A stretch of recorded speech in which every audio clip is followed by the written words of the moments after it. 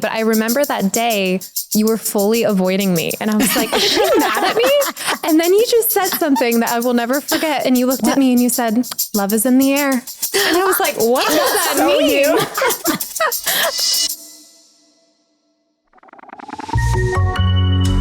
Access more.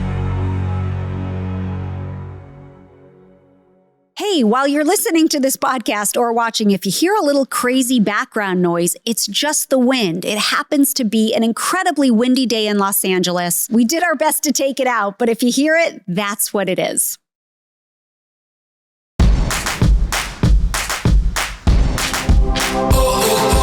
Life is like a roller coaster, but it's better when we go through it together. Welcome to the Candace Bure podcast. Our theme this season is Reset Body, Mind, and Soul. And my guests today are some of my closest friends, Mel and Mel. Melanie Samuels is a wellness expert based in Los Angeles with a holistic nutrition practice. Melanie's wellness passion grew from helping women find the best ways to be healthy to their own individual unique selves. Melanie grew up in Pittsburgh, Pennsylvania, and she currently lives outside of Los Angeles with her husband and adorable daughter, Emma. And now Melissa Coulier. She is a Montana native, award-winning photographer and co-founder of Living Well with Mel and Mel. Mel brings creativity and encouragement to fitness instruction, specializing in pain-free movement. And beyond all of her professional pursuits, Melissa enjoys hosting, cooking great food, dancing, I can attest to that, and nature adventures with her husband, Dave, and their 3 dogs. Welcome, Mel and Mel. Thank you. I'm so glad you guys are here. Thanks for having us, Candy. You're welcome. So these are 2 of my really close friends. We've known each other a long time. So let's just start there so everyone understands the relationship. Just under 20 years, I feel like. There's a lot of history here. Yeah. A lot of history. So Melissa, how long have you been? So Melissa is married to Dave Coulier, who you guys probably know as Joey Gladstone from Full House and Fuller House. And how long have you guys been married? Your uncle, non-uncle. Yeah. I know everyone calls him Uncle Joey, but it's not really Uncle Joey. No. But Wait, we call him Uncle Joey. No. It's really Joey. It's just Joey. He's not an uncle. Yes. Right? Yeah, he wasn't an uncle. He's just the friend that lived in below the stairs. Yeah. He's a casual uncle. But everyone says like Uncle how Joey. my daughter calls you auntie. Yeah. But I think on the show we never said, did he research that? I feel like we never called him Uncle Joey on the show. We just called him No, it's Joey. actually a trivia question that you've never called him uncle. Yeah. Right. Yeah. Because everyone would say, no, he's Uncle Joey. And I'm like, we never called him Uncle Joey. Okay. To America, he is. But to America, yes. So you and Dave have been married how long? Well, we got married in 2014, but we had been together 9 years before that. Yeah. And we pretty much kind of became instant besties. Yeah. I remember meeting you for the first time at a hockey game. Oh my gosh. Tell me about. Do you remember that? I remember the hockey game. And you and Lori were together, right? Maybe. I don't remember that. Lori was there as well with you. Okay. Yeah. Yeah. And I was like very nervous and intimidated. I was like, I'm meeting people I used to watch on television. So surreal and weird. And now it's. Yeah. We became fast friends. Yeah. Really fast friends. And then you've shot so many of my photos over the years. So if you have seen any of the photos, like whether they're headshots or they're Bible products or skincare products, there's just a plethora of photos that have all been Melissa Coulier photos. We've done so much. And actually your podcast. And my podcast. Oh yeah. The picture that you're looking at, if you're watching this on the podcast, the little icon that comes up, Melissa shot that picture. Yeah. Thank you. You're welcome. Full circle. So fun. Full circle. Talking full circle, let's talk about you, Melanie, and how we met, because we met on the set of Fuller House. Yes, we did. I had a similar experience to Melissa, although I met all of you at once in the Full House set. So talk about surreal. I used to work on the show in production. I was there since season 1, and obviously our relationship was very different. It grew because it was more of a professional relationship. Yep. But we had a few trips to San Francisco together. We had a lot of audience shows with downtime. And I'll never forget that your husband proposed to you in the living room set, and we were all there to witness. Wait, were you in on this? Yeah. Did you know? I knew about it. Yeah. Wait, I didn't know that after the part. show wraps, we're all going into the living room set and like, surprise, Melanie's getting proposed to. yes, Then pulling out the big gun. I mean, that's not really my style as like a big public proposal, but he did it in a way where he blocked off the living room and he just had the three of you there, which was like so special to me. But I remember that day you were fully avoiding me. And I was like, is she mad at me?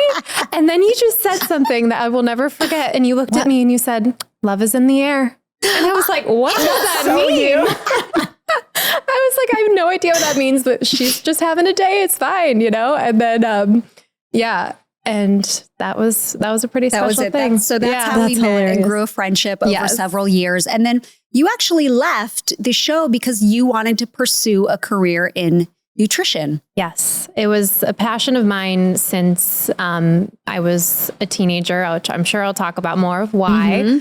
But it was kind of a simmering interest all of those years. And then I really gained a new perspective on health through working in television and seeing just the lifestyle and how it's so hard to maintain healthy habits, whether you're working in front of the camera, whether you're working behind the camera. And I saw my own health sort of being affected. And I knew that there was a greater solution to this problem of how to have a balanced lifestyle and do what you love and feel great. And I remember telling you, that I was pivoting and you were so supportive, and we always shared that interest of health and wellness. Yeah. So tell me about living well with Mel and Mel and what you two have developed together. Yeah, so living well with Mel and Mel really stemmed from the work that Melanie and I did, and how we met was also on the set of Fuller House. It's never ending. Full House and Fuller House is always going to be the full circle in our lives. Yes, absolutely. So yeah, Dave, when he met Mel, he was like, oh, I think you're really going to gravitate towards Melanie. You got to meet her. I knew that you really loved Mel. And so I don't know. It was just like season 2, I think. We started kind of like hanging out. We kind of had a blind date. Yeah. Do you remember that? We had a blind date at a, I don't remember. Was it a hockey game? No, just kidding. No, I think we went out to dinner and we totally connected. And over time, we would take hikes. That became like our thing on the weekend. And you opened up to me about your own health journey. And I then said, well, maybe I'll have a solution for you through my pivot into nutrition. And to make a long story short, we ended up working together and completely transformed your life, which inspired me. It was inspiring to you, of course, because you have a totally new lifestyle. And so we took that mission and transformed it into a community to help other women. So so Melanie is referring to the fact that I have lupus, which is an immune deficiency, causes inflammation. It's where your immune system attacks healthy tissues. So it causes a variety of different things. In my case, it was attacking my joints. I would have like intense migraines, and I know that's something that Candace, you witnessed a lot of, like anytime I'd have sugar, right? Like, it was a constant, like instant migraine. My whole body always felt like it was like on fire in my joints, like just needling pain. And I just masked so much of my symptoms. I had mouth ulcers and rashes and masked it with like the Band-Aid of medication. I was on 6 different medications at the time. And I was diagnosed in 2006. So by the time, I had met Mel, I was already like pretty much into my groove of like, take medication, do whatever I want, eat whatever I want, and just kind of like suppress it. I was just a little terrified also to let people in on the fact that I had lupus, because being in LA and working as a commercial photographer, I never wanted it to jeopardize any of the opportunities that came up. I never wanted anyone to look at me of like being a weakness to be on set, or, looking at my situation different or thinking I couldn't handle it. So I just suppressed and masked a lot of it. Wow. So you two started working together.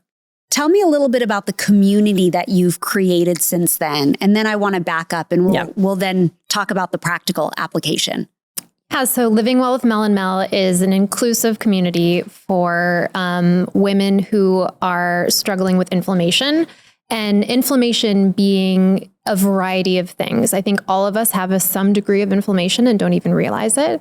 And so we try to make inflammation and living an anti-inflammatory life very approachable and realistic through nourishing our bodies and enjoying what we're eating, through intentional movement, and through aligning your mindset with all of your choices, because the mind is such a huge component in health and affects absolutely everything you do. So that's what Living Well with Mel and Mel is. And that's our mission, is to really creating this like bio-individual approach rather than this diet culture approach of everyone on the same train. It's celebrating everyone on their individual tracks. Yeah. Yeah. And when I hear the word inflammation, I immediately think, well, I don't really suffer from inflammation. That's not a real problem in my life. However, if you're thinking like me and you're watching this, I can't tell you how helpful the information that I've received from both of you has been in my life and really changed my life. So I encourage you guys to check out and listen to this conversation, even if you're someone who it's like, I don't struggle with inflammation. Well, you're going to get a whole lot of information here that I promise you is going to affect your life if you apply it. So we talked about how you guys started working together. Let's kind of now. Can I ask you a question? Yeah, absolutely. Okay. So I love the fact that when I started working with Mel, you came to me and you were like, Mel, I have never seen you look this healthy. Yeah. And what are you doing? Yeah. And I told you about my journey with Melanie, and you were like, you're so interested and so supportive. And I had to cut out so much in my life that wasn't serving my body. And it felt kind of like a punishment at that point, but you really like. And I'm sure like that you probably grieved it too, because it's like really sad to let go of things that bring you enjoyment. And then you realize they're not serving your body well. I mean, it was so sad. You know that I love fast food and specifically love In-N-Out. Like our husbands do not like going to events, right? So we would be each other's date to literally everything. Yes. And after every night out, I'm like, we got to go through the drive-thru. You got to take me to In-N-Out. You got it was always a thing for me. And so like, you're right. Grieving things that just don't serve your body anymore is a real thing. Yeah. Yeah. Well, I certainly saw the transformation in you, because when we started, I've been enjoying fitness for quite a while, and we would hang out all the time, and I'd be like, Mel, let's go work out. And you're like, like maybe we could go on a walk. I just don't really work out. And looking at you from afar, because you didn't share with me right away that you had lupus, I couldn't tell that anything was physically wrong or there were underlying issues, because you never spoke about them, didn't really act that way. Aside from saying like, oh, I have a migraine today, I have things like that. But I didn't realize how deep it ran. So I'm thinking like, man, this girl is really good at giving excuses. Like, why does she not want to go take a class with me and go work out with me? And then every once in a while you would, and then you opened up and you told me why. And I'm like, oh, that's so interesting. Okay. So this really affects you in a physical way that you can't even incorporate much movement in your life, which hurt me for you, because it's just something I really enjoy. And I'm like, but it changes so much. And it was like, no, I can't. And then that day, and I believe we were at my house when I asked you, maybe we weren't, Yeah. And I saw you and I'm like, I've never seen you look better. Yeah. And not just from a physical standpoint, but like everything seemed different. You just had a different perspective on life. Your face was shining in a different way. Yes, girl. Yes. And then I certainly saw it in your body, and you've always been a petite person, but it was like, whoa, wait, hold on. So yeah, it was really You're interesting. like, I want that, whatever's going on here. What is happening? And then you shared with me that you'd been working with Melanie. Now cut to you. And I'm thinking, Melanie's taking a new journey.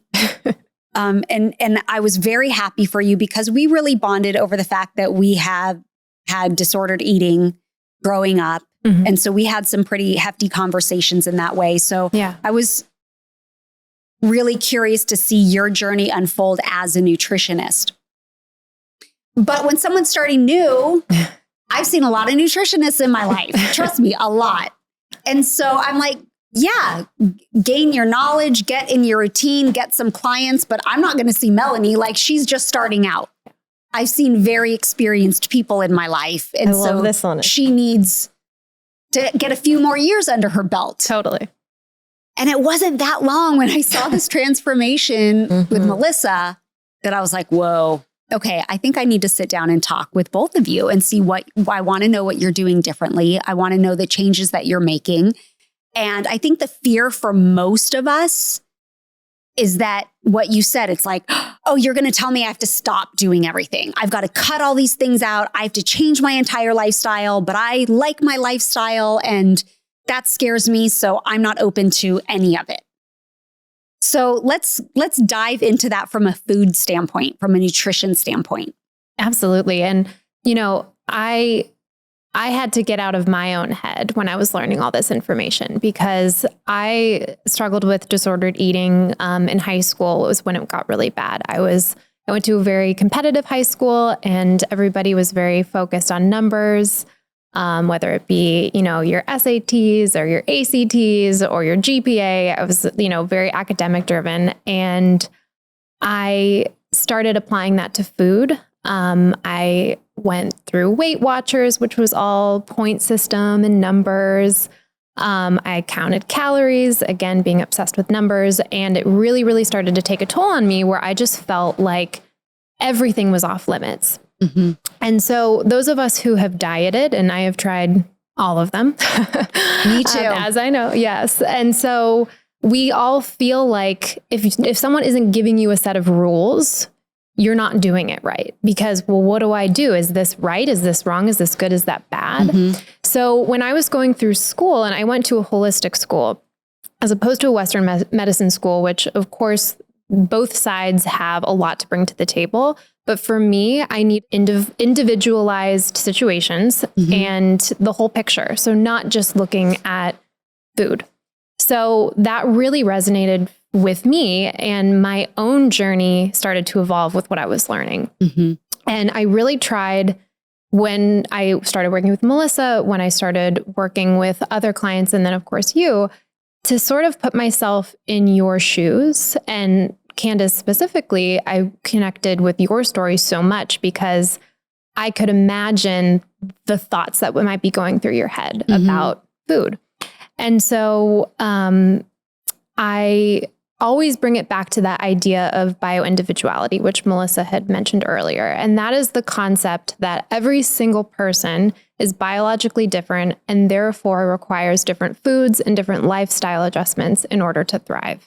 So the three of us could all sit down and order the same exact meal and you might digest it differently than I.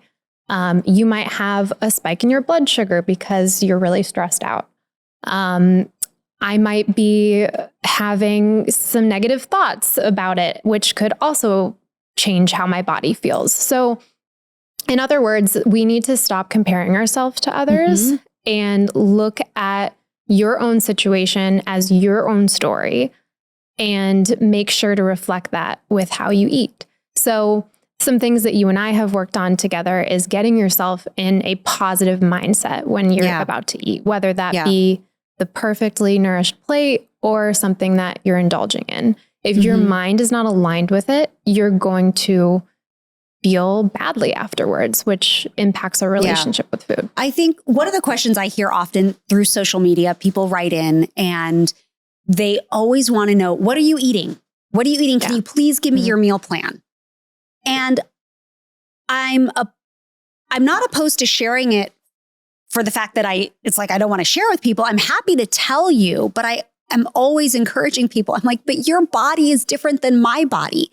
And you may be built differently than I'm built. I said, I'm 5'2". What if you're 5'10"? Like your body's going to just require, simply because of our height difference and the way that we're built, require different things.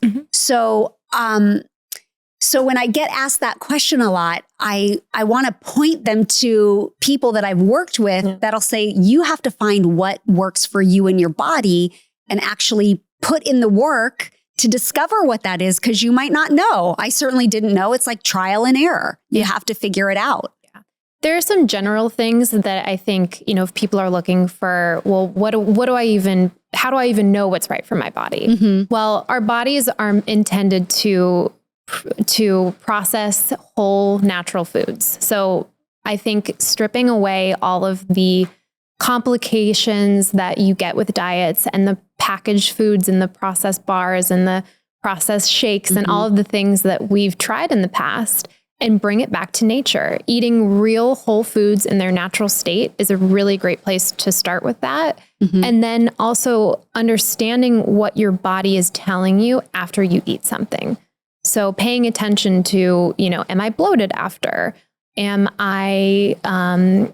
my heart racing? I mean, there are so many things that can happen with different foods, and being able to understand what you're feeling and then adjust accordingly is a powerful tool to start to tap into your own bio-individual needs. Yeah. So Mel, can you tell us some examples in your body, because you have an autoimmune deficiency? Is that what we're saying? Autoimmune disease. Autoimmune disease. Yep. Okay. Autoimmune disease. So can you give us some practical examples in your case of what you changed and you saw the differences, or maybe even before that, where you had to look for what you wanted to look for to make the change?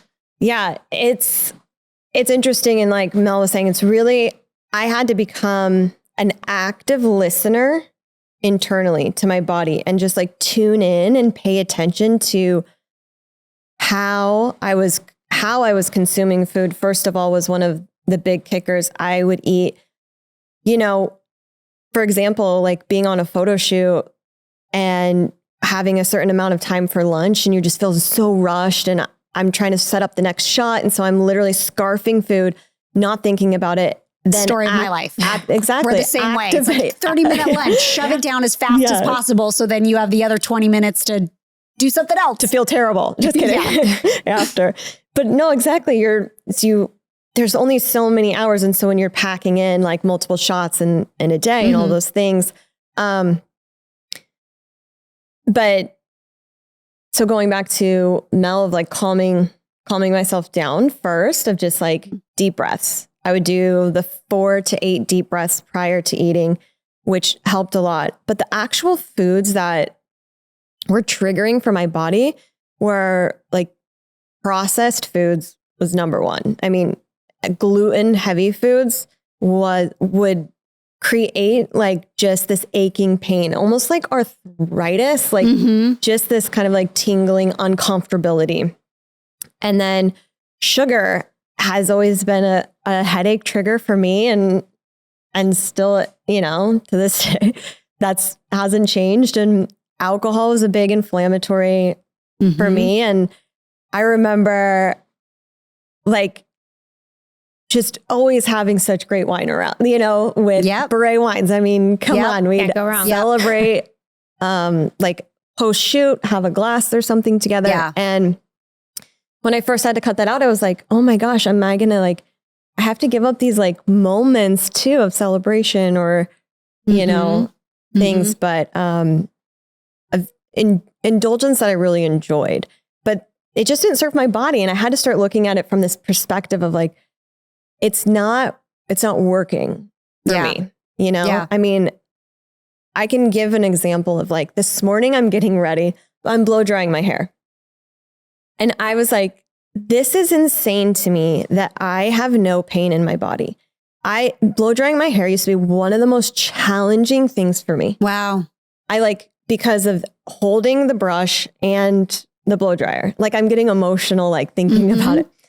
But I'm like, I'd go to blow dry my hair and it's literally like my whole body's like tingling and on fire. Like my elbows, my knees from standing, like silly things that like I just couldn't even believe it. This morning I walked downstairs and I was like, do you know that I couldn't even blow dry my hair before? Like this is wild.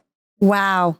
And you would attribute the majority of that to changing the foods the and food way, that I ate. The food that you ate and the way in which you ate it. Yeah. And just the toxic thought process. And I think it's like it's a very large picture, right? Of de-stressing your lifestyle, the people that you have around you, the more supportive individuals that are in your life that are helping you like discover rather than pick apart of like, oh, you can't eat that. Oh, you can't do that. You know, you hear a lot of that in the beginning of like, you posted something on your Instagram. I think it was you that said, let's change the narrative here. Yeah. When people are like, oh, you're not drinking. Oh, you're not going to have that dessert. Oh, you're not going to stay out. You're not going to stay out. Oh, you're going to bed early and they want to make fun of you for it. Yeah.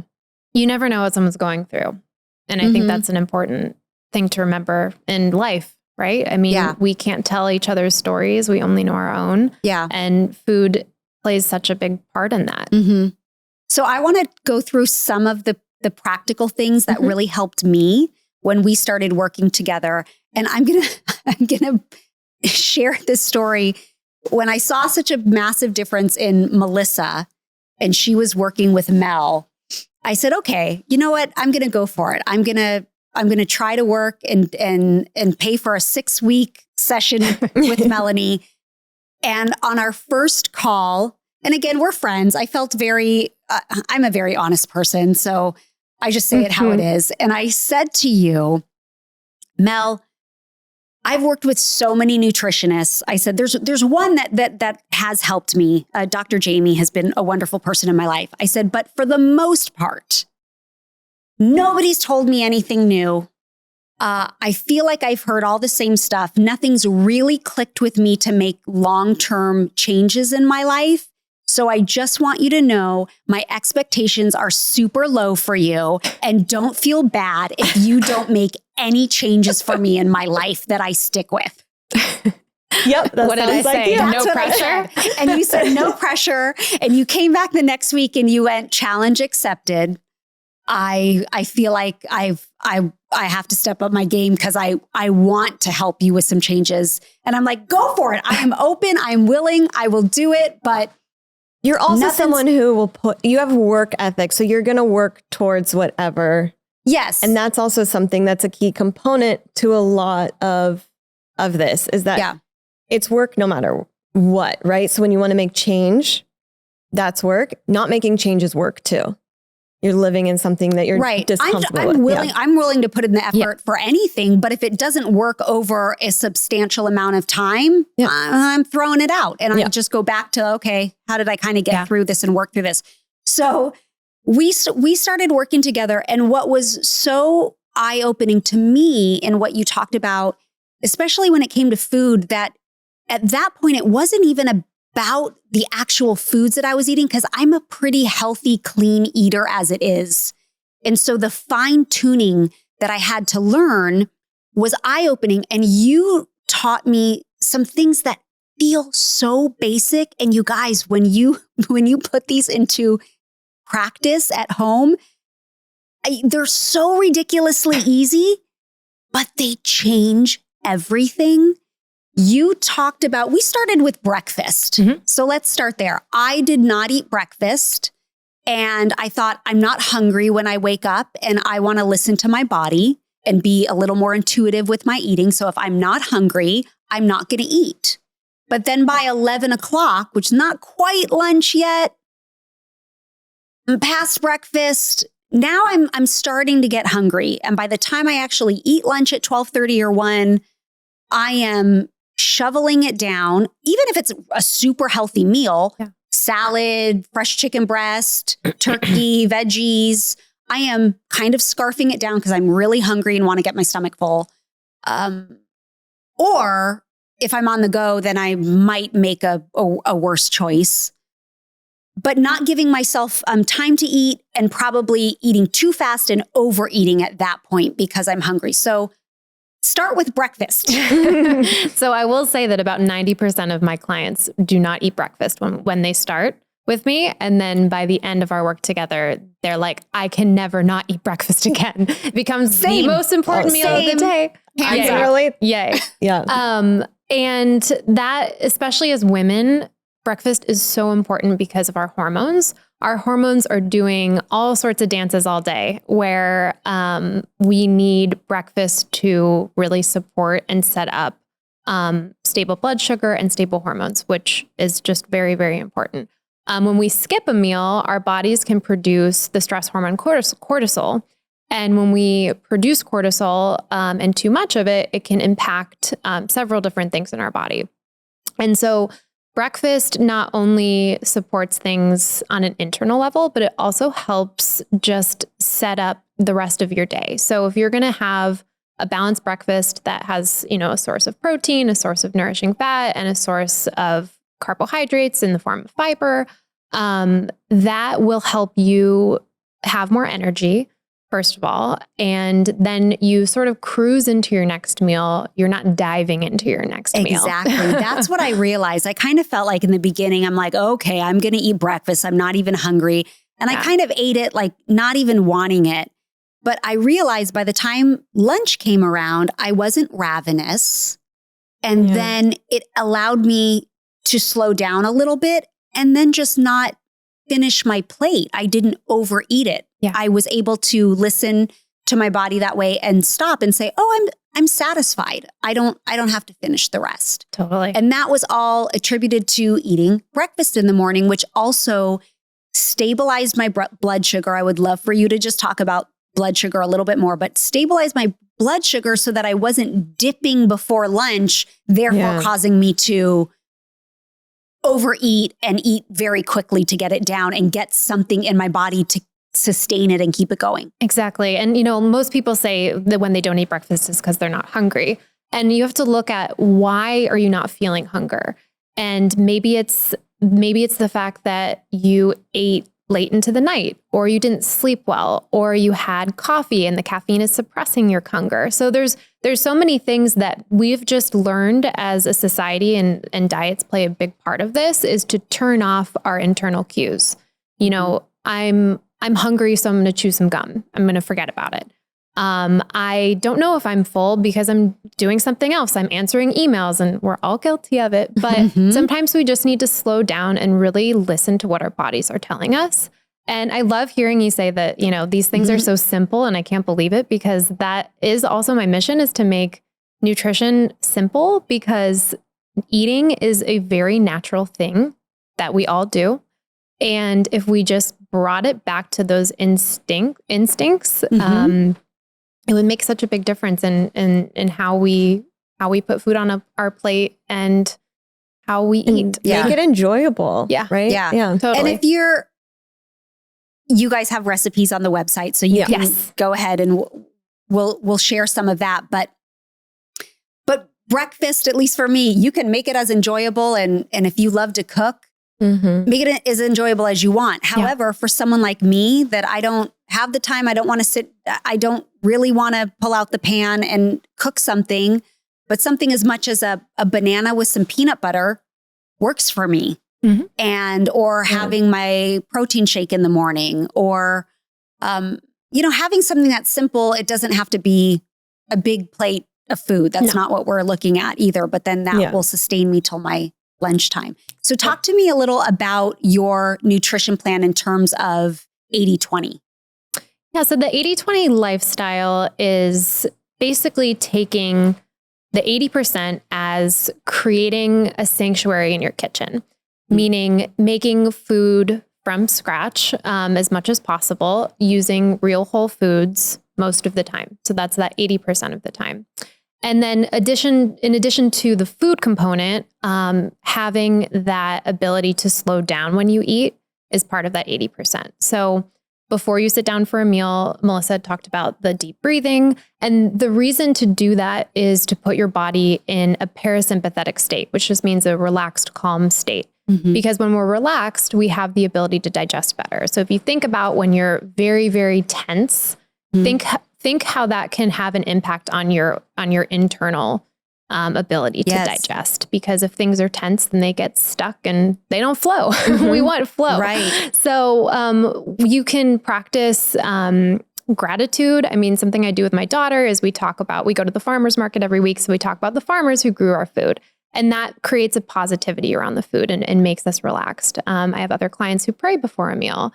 That's a great way to also get your body to be relaxed, or simply doing the deep breathing. So whatever you can do, and it just creates a pause, and it also takes you away from distractions. Right. And that's why you also encourage, don't eat while looking at a screen. Yes. Or doing another activity. Take the time to sit and eat your meal and be present with each and every bite. Exactly. And think about being in a very stressful situation. Where's the first place that you feel that?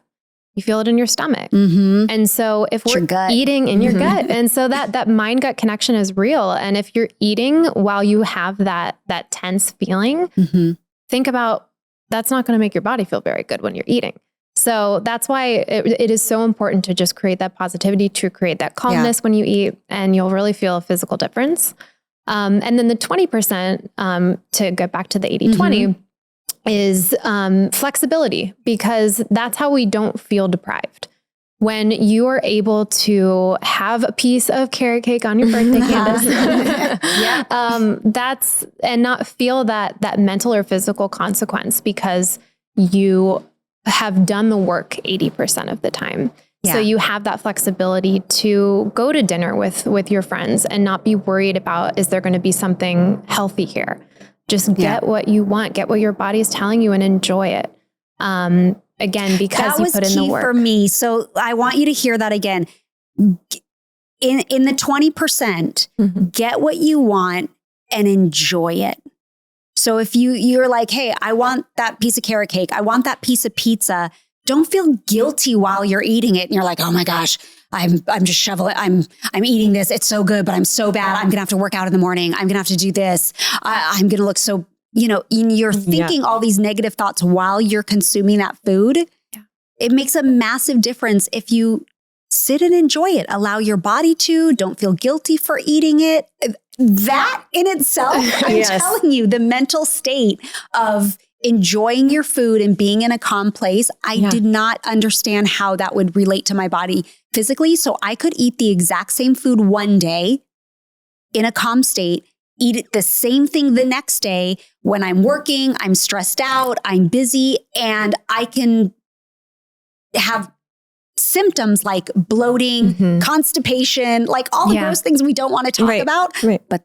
And it was the same food, but I was in a different mental state. Exactly. It's so connected. It is. And again, like you had said, I'm a very healthy eater, and she is completely right. I mean, Candace has an incredible ability to source great food, and you know what is healthy. And so that was the challenge, it's like, okay, so what is missing here? You were having certain issues, and that was the missing piece, was the mindset. It really was. I mean, we changed a little bit, timing and some balancing of things, but I would say much food. No, we added more food. We did add more food. Because I kept going, all right, 2 tablespoons of peanut butter. And not that I've not counted my food. I don't count calories. Right. I'm not like macro counter. I've never been that. So I don't want people to freak out when they hear that, but I'm like, but if I'm having a shake and I'm having 1 tablespoon of peanut butter, I'm okay with that. Really is like, if I have another tablespoon of peanut butter later in the day for my snack, if I have apples and peanut butter, isn't that too much fat in the day? And you were like, no, man, no. And I'm like, how'd you feel at dinner? I know. And you said to me, if you put on weight after this, I'll take I'll take it and it's my bad and we will readjust. But can you just trust me and try it for a couple weeks? I don't think you're going to put weight on. So we actually added food that made me feel great. Yeah, I can relate to that because I added food as well to everything that I did. And my body actually transformed the complete opposite direction. You know, and it was like the worry of eating also for like exterior appearance. And so that's, I think, what always made me feel so guilty when I did indulge in something, or like, you know, when I would like make you go to like a fast food place, I'm like, but the mindset around it just made it so much worse. And when Mel introduced the mindset component to me as well, I had the same reaction. And so one afternoon, like Dave was like, I really am craving pizza, but it's really like, I know it's against everything, like living well with Mel and Mel. And I was like, no, but it's not against it. It's just like, if you're going to indulge, you got to do it from a very like positive place so that you're not feeling this like guilt and your body like shuts down. And he's like, great. So dance party. I was like, yes. So we order pizza, have a dance party. And I'm like, yes, this is where we can do that. That's the space fun. We can have. I can't believe you didn't film that. That's can you imagine? Oh my gosh. Mel, tell me a little bit about pain-free fitness, because I talked a little bit about how you would not even go work out with me. And now you're a pain-free fitness instructor. Yeah. You teach classes. Again, when I say transformation, it's a total transformation. So tell me about that. Yeah. So to your point, when we would, first of all, some of your fitness regimens that you would like do or classes, like I think I went to a few with you and Delaney. So Delaney is Candace's best friend, who is also a very good friend of mine. And she would do these classes where I literally would throw up in the middle of class. They were so difficult for me in my body. I'm not kidding. Sorry, when I say I had to run to the bathroom. I was like, these girls are intense. So it scared me because my body just wasn't in a place to like, it was just different, right? Yeah. We're all, as to the whole point of our conversation, every single body is a little bit different. So I'd have these flare-ups and then I was over conditioning and I'd have so much pain. So I had this pain association with fitness.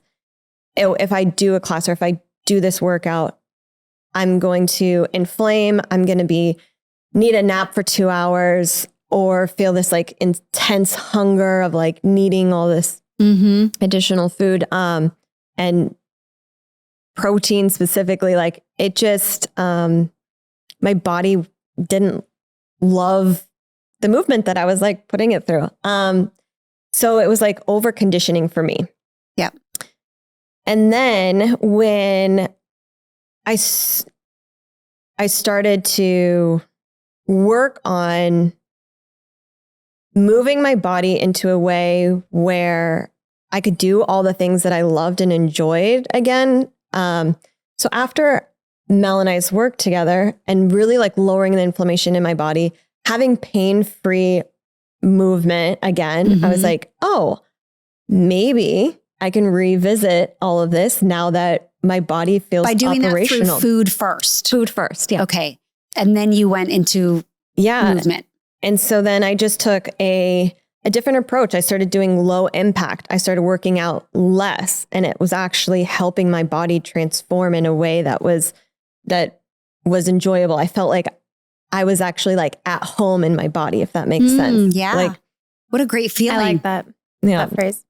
And so I took then the breath work component. I'm like, this functional movement paired with breath work and adding some mindfulness into every movement that I'm doing, it helped release pain within certain movements that I had previously from moving my body. And so I got certified. I was like, it just felt like a revelation. I was like, okay, I need to be doing this. And I got So upon certification, I then started really working with individuals who had this pain association with their bodies. I work with an individual who has neuropathy on one side from her cancer treatments. And just through simple breath work, she's able to have so much more range of motion. Like when we first started working together, she could not lift her arm like past this 20% client. And now she's like all the way overhead, which is huge. Yeah. And a lot of individuals that I work with are seniors who have arthritis or have had hip replacements, knee replacements. And they're individuals who couldn't balance on one foot, right? The ankle mobility and stability just like wasn't there. They couldn't get up off the floor without help.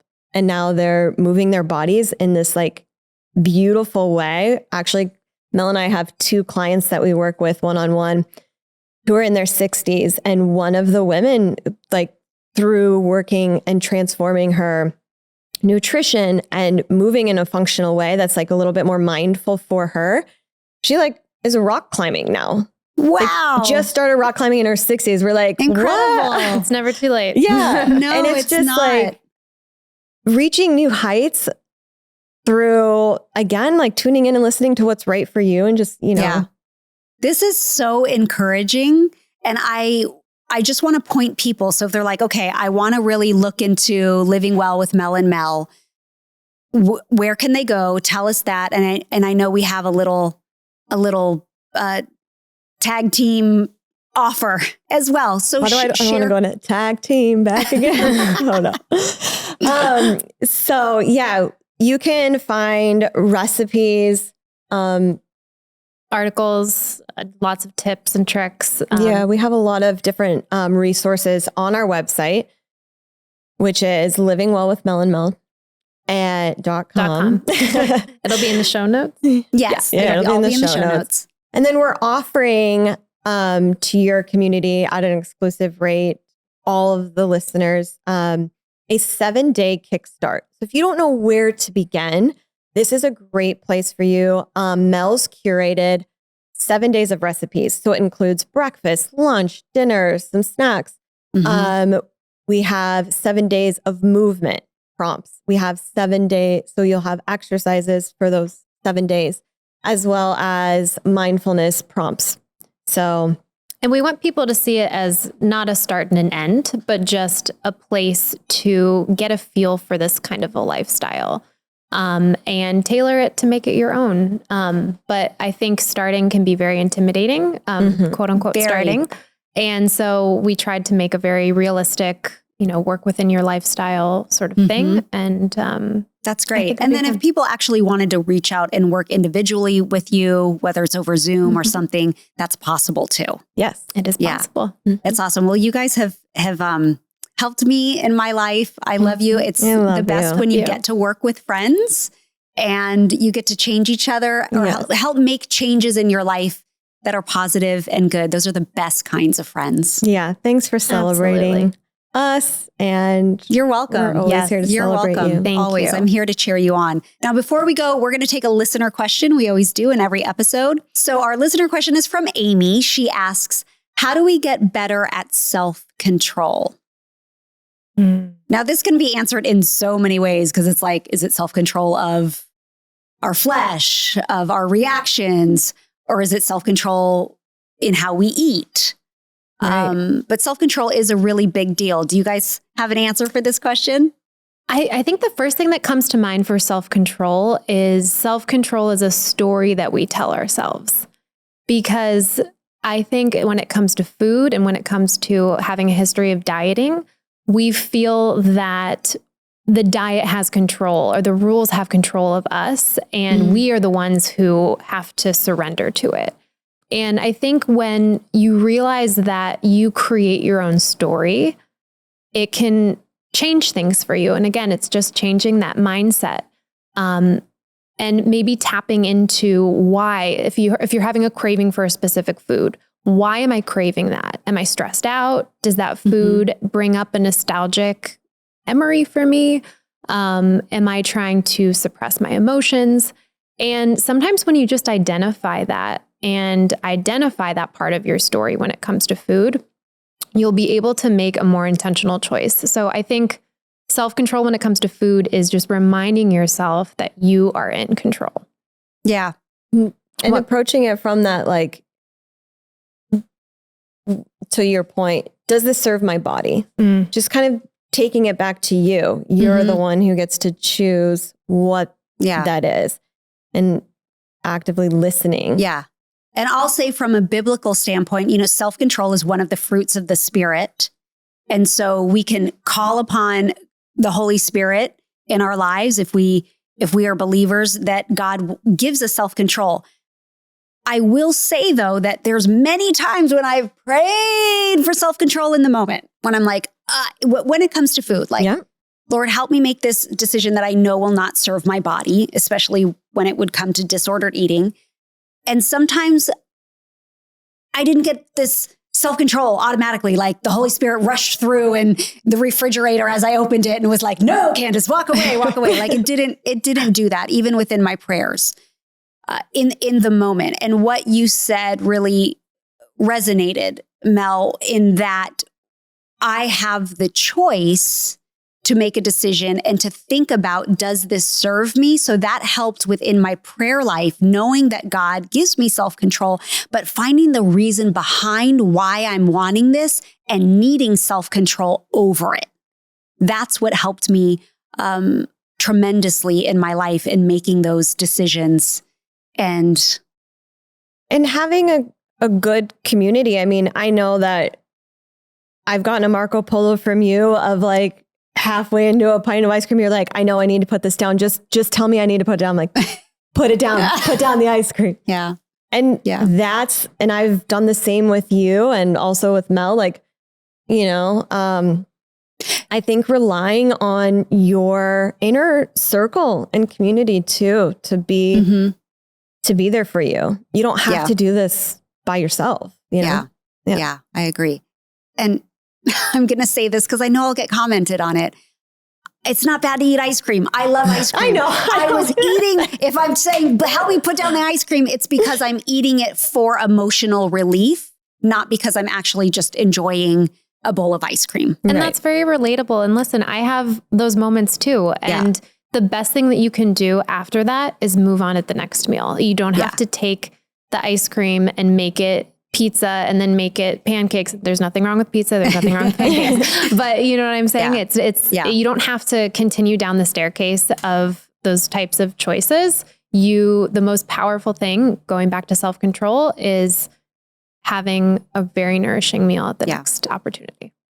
Well, thank you so much, you guys. And I just want to remind all of you that are listening and watching that Mel and Mel have a 7-day Kickstart course for everyone.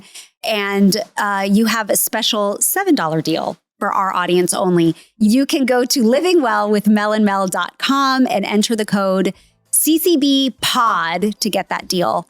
And so can we have a hug? Can I have a hug? Yes, you can. Can we do a group hug?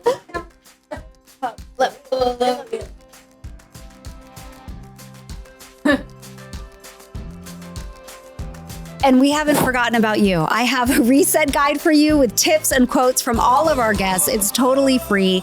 Just go to Candace.com to get it. And it's also in our show notes, and all of the links to today's episode are in our show notes.